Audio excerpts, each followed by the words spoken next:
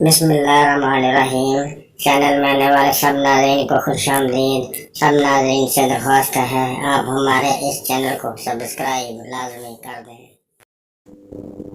University میں ایک professor تھے جو اپنی کلائی میں لیڈی گھڑی باندھتے تھے، جسے دیکھ کر سب طلباء کی ہنسی چھوٹ جایا کرتی تھی۔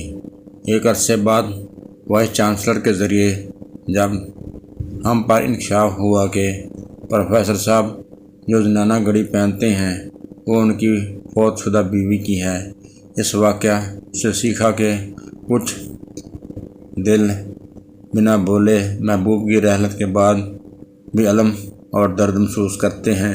اسی طرح ایک دفعہ ہسپتال میں کسی مریض کی عیادت کے لیے جانا ہوا۔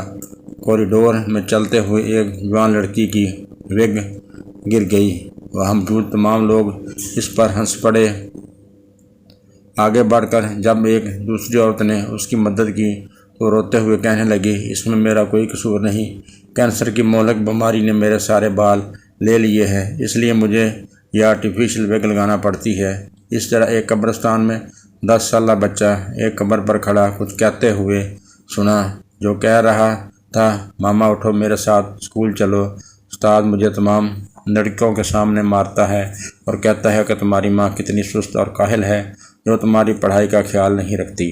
کسی کی ظاہری حالت دیکھ کر ہمیں قطعاً مذاق یا کسی قسم کا بنڈاری ایکشن نہیں دینا چاہیے۔ ہو سکتا ہے وہ اپنے اندر ہزار دکھ درد چھپائے ہوئے ہو جس کا ہمیں علم نہ ہو۔